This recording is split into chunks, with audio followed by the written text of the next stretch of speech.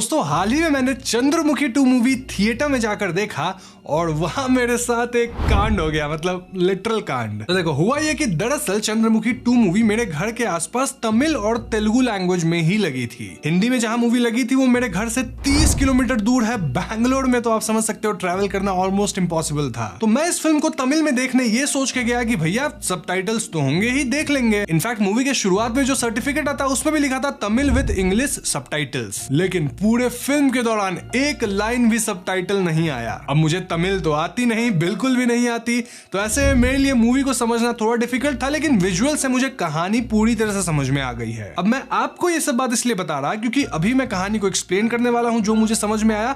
तो हो सकता है कि मैं कहानी में थोड़ी बहुत चीजें इधर उधर कर दिया हूं, या फिर किसका किससे क्या रिलेशन था वो थोड़ा मैं मिस कर गया हूं, but I can guarantee you कि जो मूल कहानी है, मेन प्लॉट, वो मैं पूरी तरह समझ गया हूं। आपको अच्छे से समझ आ जाएगी तो आप इस वीडियो को देख सकते हैं। तो हाँ, हमारा फोकस मेन प्लॉट पे होगा, सब प्लॉट्स पे नहीं। और कहीं गलती से थोड़ी भूल चूक हुई हो, मैंने बता दिया है क्यों हो सकती है, तो उसके लिए माफ करना। So now with that said, let's roll the intro.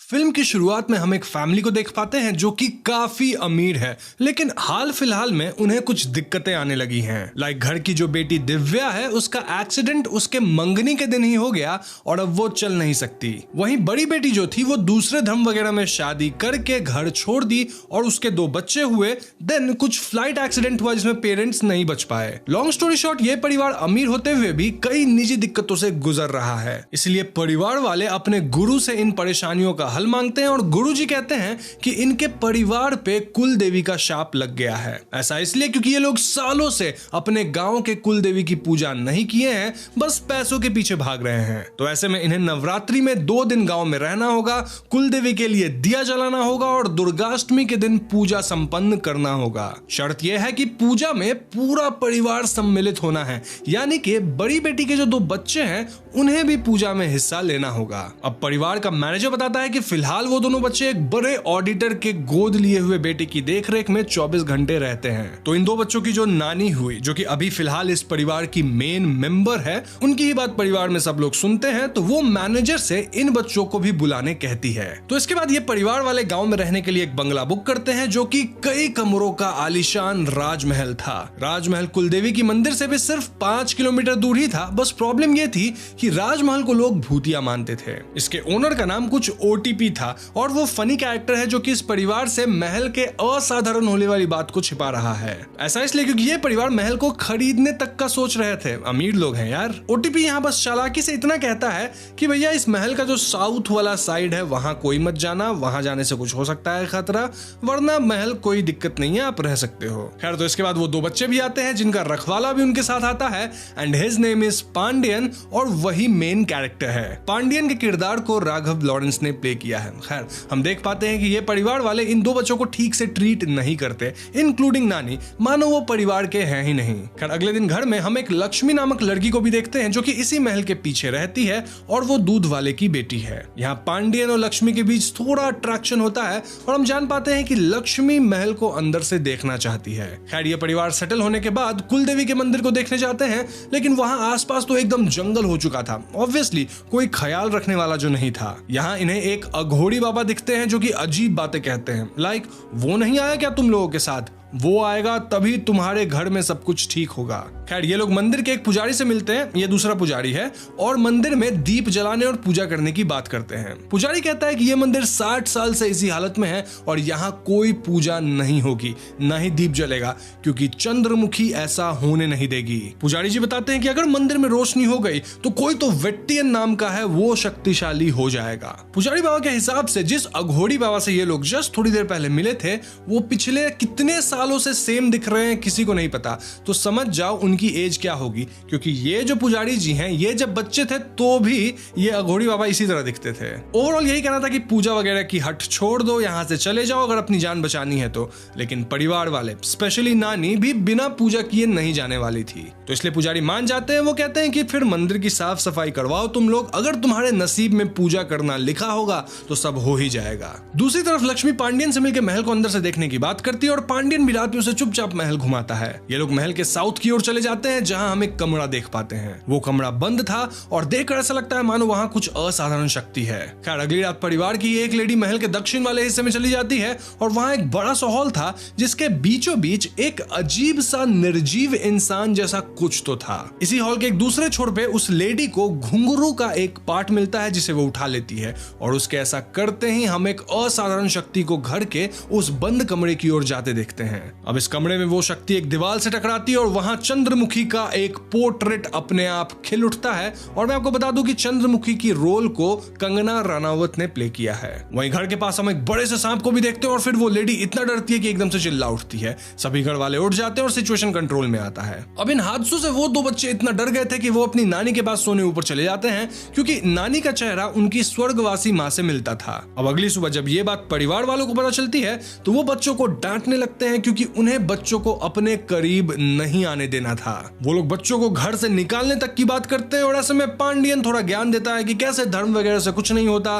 दोनों बच्चे में लड़के का नाम कलाम है और लड़की का नाम रागनी, जो कि अपेरेंटली नानी का भी नाम था। यानी कि इन बच्चों के माता पिता ने धर्म वगैरह को साइड रख के प्यार के राह को अपनाया था। अब हालांकि इस दुनिया में वो नहीं है, तो ऐसे में आप भी बच्चों को अपनाओ, धर्म वगैरह की बात मत करो। ये सब सुन के सबका दिल पिघल जाता है और सभी लोग बच्चों को अपना लेते हैं और उन्हें प्यार देते हैं। फिर गाना वगैरह होता है। दूसरी तरफ मंदिर के साफ सफाई का काम चल रहा था, लेकिन वो सांप एक मजदूर को डुबा कर मार देता है और दूसरा मजदूर जब लाइट जलाने के लिए जाता है तो उसे भी बिजली के झटके लग जाते हैं जिससे वो भी मारा जाता है। ऐसे में पुजारी जी फिर से कहते हैं कि ये पूजा वगैरह के चक्कर में मत रहो, यहां से निकल लो, देख रहे हो चंद्रमुखी क्या क्या कर रही है। 2 लोग मारे गए।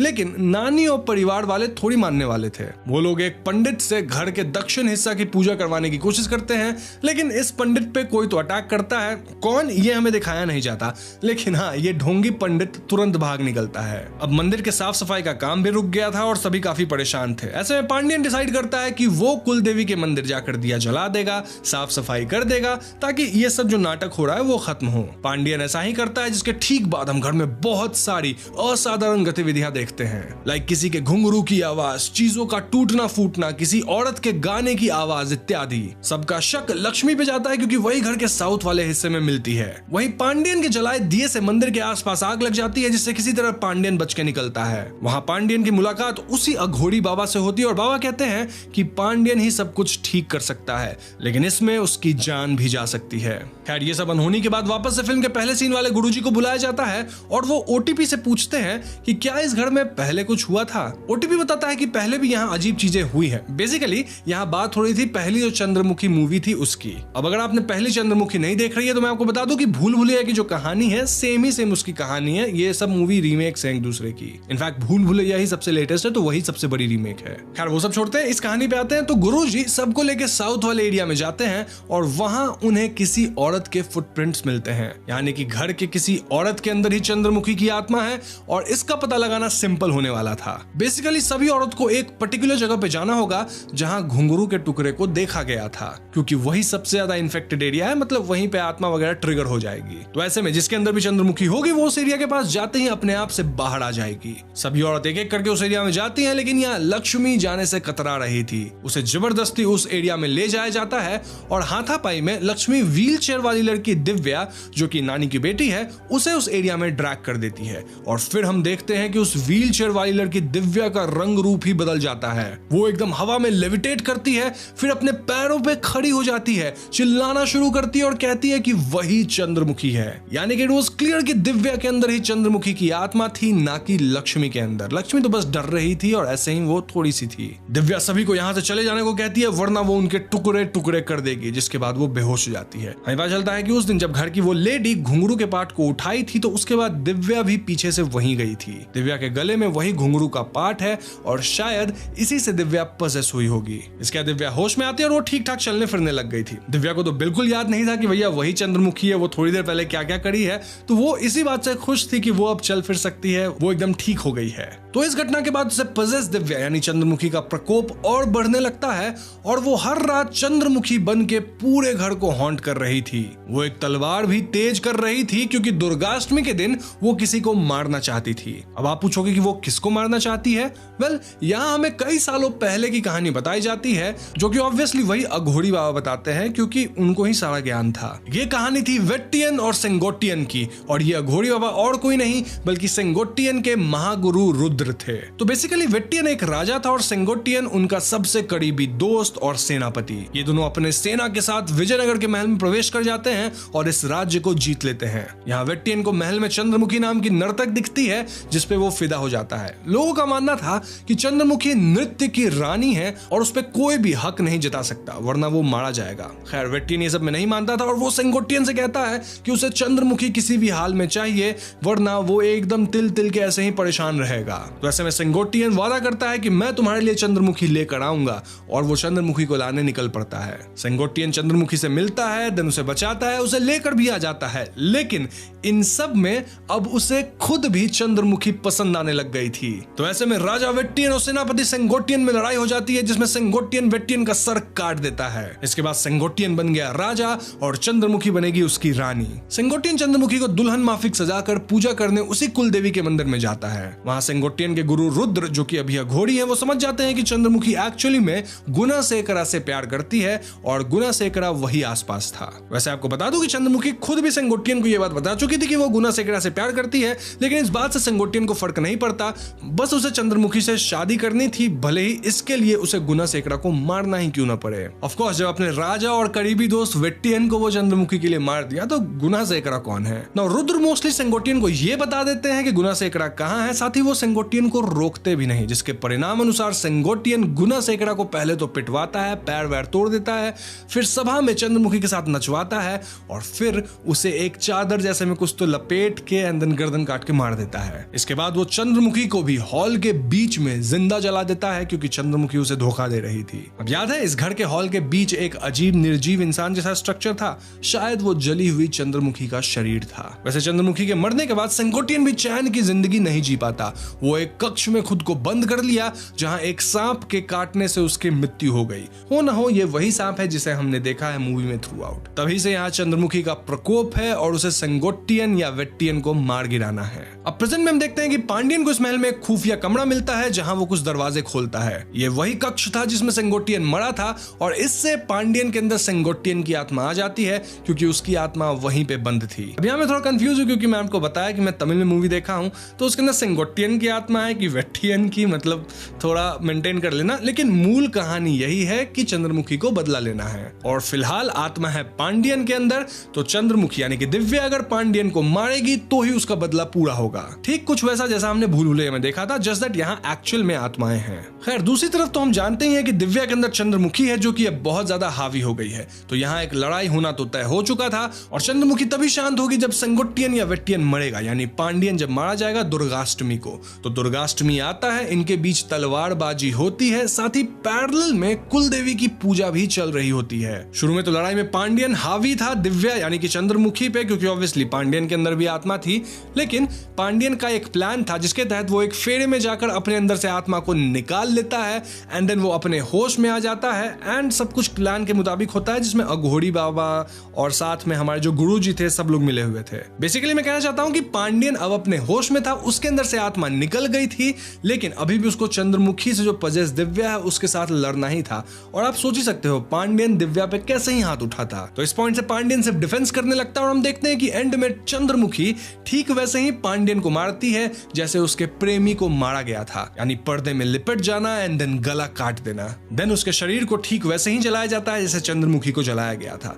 यहाँ बस ट्विस्ट ये था कि पर्दे में लिपटने के बाद पांडियन निकल गया था और उसकी जगह महागुरु रुद्र आ गए थे। जी हाँ, वही अघोरी बाबा। यानी कि कई सालों बाद फाइनली रुद्र मारे गए, उनको मुक्ति मिल गई है। शायद उन्हें पछतावा था अपने किए का। साथ ही उन्होंने चंद्रमुखी की अस्थियों को कमरे में रखा था, यानी रुद्र अपनी मौत का ऐसे भी बेसब्री से इंतजार कर रहे थे। एक तरह से देखा जाए तो महागुरु रुद्र पे शाप था कि उनकी मौत चंद्रमुखी के हाथों ही होगी और ऐसा ही हुआ। विधि के विधान को कोई नहीं रोक सकता। वहीं चंद्रमुखी के नजर में उसका बदला पूरा हुआ, यानी दिव्या अब ठीक हो चुकी है। दूसरी तरफ कुल देवी की पूजा भी समाप्त होती है और सब कुछ अब एकदम फर्स्ट क्लास हो चुका था। यानी परिवार पर से प्रॉब्लम्स भी हट गई, चंद्रमुखी का प्रकोप भी खत्म, all is well in the end. तो बस यही थी फिल्म चंद्रमुखी 2 की कहानी खुद में काफी क्लियर है, तो यहाँ ऑब्वियसली कोई थियरीज नहीं है।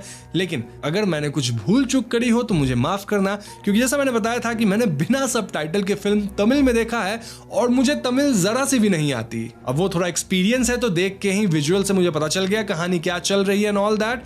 सो इट्स पॉसिबल कि कहानी में मैं हल्का फुल्का हेर फेर कहीं कर दिया हूंगा। वैसे मैंने अपने हिसाब से सब सही बताया है जितना मुझे समझ आया। वैसे कुछ गलती हुई हो तो कमेंट्स में प्यार से बता देना। खैर, वीडियो पसंद आई हो तो लाइक और शेयर करना, साथ ही चैनल पे नए हो तो हमें सब्सक्राइब भी जरूर करना, क्योंकि हम अपने चैनल पे ऐसी वीडियोस लाते रहते हैं। पीस।